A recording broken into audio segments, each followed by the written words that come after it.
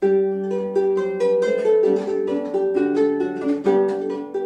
cynhyrchiad NANSI drama am y delanores enwog o Sir Cyfarwyddwr, Nansi Richards. Fyswn i'n dweud oedd Nansi yn un o gymeriadau mwyaf lliwgar ac unigryw yr 20th ganrif. Ac yn y drama yma, den canolbwyntio ar hanner cyntaf I bywyd hi. Dwi wastad wedi bod eisiau ffindio allan mwy am Nansi, achos ers o'n i'n bech, o'n i'n clywed straeon ddoniol a chyffroes a llawn dirgelwch hefyd rwsut am anti-Nansi eccentric yma yn y teulu oedd wedi gwario bywyd hi yn crwydro o un lle i'r llall gyda felyn. Mae sy'n perthynas sôn wrthyn ni bod o fel bod gen Nansi hanner troedd y byd yma a hanner troedd mewn rhyw byd arall. A mae'n hanner troedd yr awdur a myned I bod yn meddwl am yr gwrthgyferbyniad yma rhwng falle agweddau reality a fantasy yn ei bywyd hi.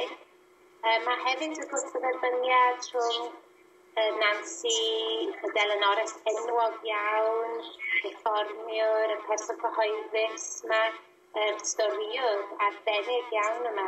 A Nansi y ferch, ei bywyd personol hi. Ac mae'n harad croesa minna wrth feddwl am y drama yma yn teimlo bod priodas Nansi efo Cecil yn rhyw drobwynt yn ei bywyd hi.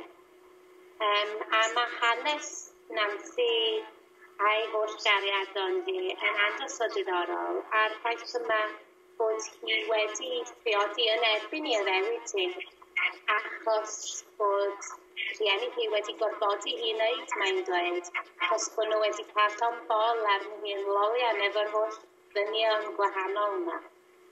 Ar noson I priodas hi, mae Nansi yn gwrthod mynd i'r gwely gyda'i gŵr. A dwi'n meddwl bod hwnna'n peth mawr I wneud. A mae hi'n dweud bod hi'n cael mynd achos bod yna precopyn ar y to o dechrau'r gwely. A mae precopyn wedi gychwyn arni. A mae'n sôn bod yna rhyw precopyn neu gilydd wedi bod rhwng nhw o hyd. A felly yn y drama yma, da ni'n mynd I ddod I weld Nansi a'i bywyd personol hi yn ogystal â Nansi y delanores.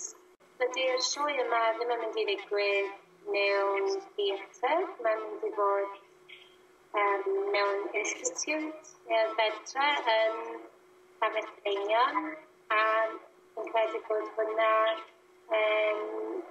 bwysig iawn o ran dwi eisiau creu teimlad yn ochr lawen, y hwyl, dafarn, y sipsiwn a teimlad yma o antur yn y gofod.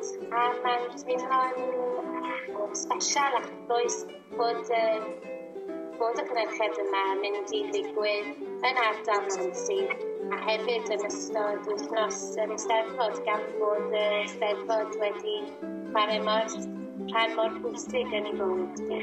Ydy byw mor llawn a mor gyflym nes diom wedi registro?